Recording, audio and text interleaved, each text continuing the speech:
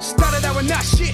F-150 rust bucket looking nasty, them damn thing would shift. No antenna in that bitch, so the FM radio stayed with static on the guitar riffs. I could barely hit a song that was hot. Gas tanks, they burning a fucking hole in my pocket. Everybody said it was an impossible long shot, but I've been shooting guns, just a little kick and walking. I've been putting together words.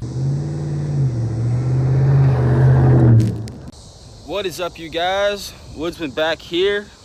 I know it's been a while since I have filmed a video, posted a video, even looked at YouTube. But you know what? I am here, I'm queer, and I'm not going anywhere. Wasn't supposed to say that. But you know what? I have some free time on my hands, and I figured I would film a video for all 5 people who get to watch this. So today's video is going to be a review of my lift kit. My lift kit, it's a 3.5 inch rough country GM, obviously I have a Chevy, lift kit. Some people consider it a leveling kit. I consider it a lift kit because it lifts the front and the back of the vehicle. The back is lifted like an inch, the front obviously 3.5 inches with either the lift block or the struts. I chose to go with the lifted struts just because I don't know, I don't trust lift blocks in the front for whatever reason. So basically what comes with the lift kit is lifted struts in my case, and if you choose the option for new upper control arms, which I would recommend if you're gonna go with this lift kit, definitely get the control arms. I would also recommend getting the lifted struts, and then in the rear, simple lift blocks and new shocks in the rear. So I don't know if y'all can see this up in here. It's pretty dirty. I'm not good at cleaning or remembering to clean, but right now we've got the new upper control arms, as you can see, and right there the rough country lifted struts. And as you can see, my CV is on a pretty good angle. It's not really accentuated from the stock. It's actually pretty close to stock angle, which is awesome. And then right there, there's a ball joint. If you buy the upper control arms from Rough Country, it's a Moogs ball joint. It's at a pretty good angle as well. Then in the back, it's pretty simple. You gotta love straight axles because of how simple they are. But right there, you got the lift block and then the Rough Country shocks that come with the lift kit. All right, so first things first, the looks of the truck with the lift kit. I think that it looks pretty good. In my opinion, it's not a huge lift kit. It's not a show lift by any means. I'm not, going to any truck shows with this. It's a daily driver, and I take it on trails. I take it off-roading whenever I can. So it's a weekend warrior. Personally, I think it looks awesome for the little bit amount of money that I spent on the lift kit. I was able to fit 33 by 12.5s on here. They rubbed a little bit in the front, but I did do some trimming in the back of my wheel well. Can't tell because I have the plastic on there, but did a little bit of trimming. I trimmed the front fender guard in there too, as you can see, and nothing rubs at all. In the back, obviously it's fine, but the looks of the truck, I would give it a good 10 out of 10. Maybe it's because it's my truck, but it looks great. I spent what, $600 I think on this lift kit, just about. I got it for a little discounted price. I was able to throw some nice tires, the Nitto Ridge Grapplers.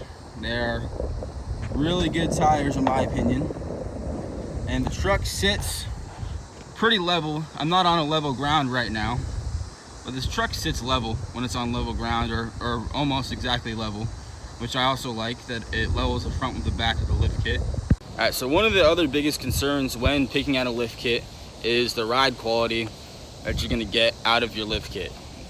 Personally, I love the ride quality that this lift kit has given my truck. It's a little stiffer than stock. Now, given my stock shocks in the front were completely destroyed, leaking fluid everywhere, so they were softer than a freaking gummy bear. But these new shocks, they're kind of stiff on the road, but it's a truck. If you hate a little stiff ride, you don't like to bounce around a little bit, maybe you shouldn't be driving a truck. Off-road, this kit performs great. Personally, I've taken this truck through some pretty hairy situations off-road. I've been up to the halfway up the doors in mud. I've been, you know, climbing inclines that are like that, you know, climbing up, you know, hills and stuff. And I think the kit performs fine. It gives me just enough ground clearance to go over stuff, not bottom out, not get hung up, but it's not an insane show lift. I think it's perfect for the price point, perfect for someone who wants a good daily driver, also something that can perform off-road. So I personally, I've never had a problem with this lift kit whatsoever. A lot of people say they have problems with the ball joints going out, that kind of thing. I think a lot of those people don't get the new upper control arms with the Moogs ball joints, so their angle on their upper control arms is not that great. As you saw earlier in the video, the upper control arms, they are on a slightly steeper angle than stock, but they're not anything crazy. I've never had a problem, and I've, you know, beat the crap per se out of the suspension, and it's performed just fine. People, haters who want to say Rough Country sucks, Rough Country is a cheap lift, they're not an expensive lift. They are a budget lift kit company, I would say. And if you're gonna do anything, you know, for maybe, you know, above 4 inches, like 6, 8, either 7.5 Chevy lift kit for these year models, I would go with something else other than Rough Country. But if you're just gonna do a 3.5 inch lift or something like that, just to fit bigger tires and get a little more ground clearance, this lift is completely fine.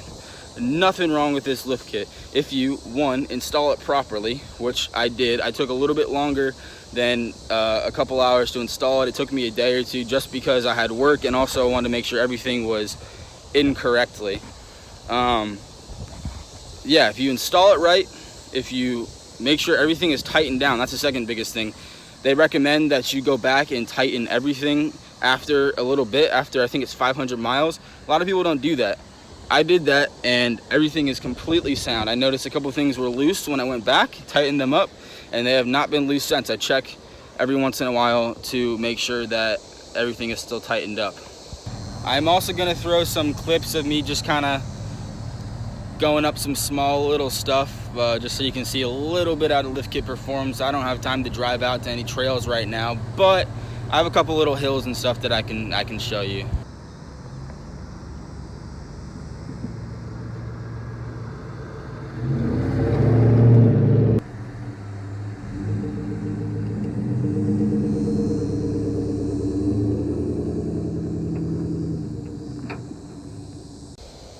But that's, in short, in a couple minutes, is a short little review of my 3.5 inch Rough Country lift kit on my 2012 Chevy Silverado.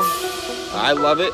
Let me know if you guys have this lift kit or know anyone who has it, what their opinion is of the lift kit. Let me know in the comments.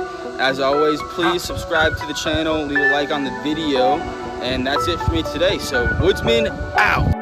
Started out with not shit. F-150 rust bucket looking nasty, them damn thing would shift. No antenna in that bitch, so the FM radio stay with static on the guitar riffs. I could barely hit a song that was hot. Gas tanks, they burning a fucking hole in my pocket. Everybody said it was an impossible long shot, but I've been shooting guns, just a little kick and walking. I've been putting together words so I can talk, and now I'm walking and talking security with walkie-talkies. So follow me through rocking bodies who crip on my acknowledgement. So don't tell me I don't know the definition of a prodigy. 'Cause I probably honestly am the last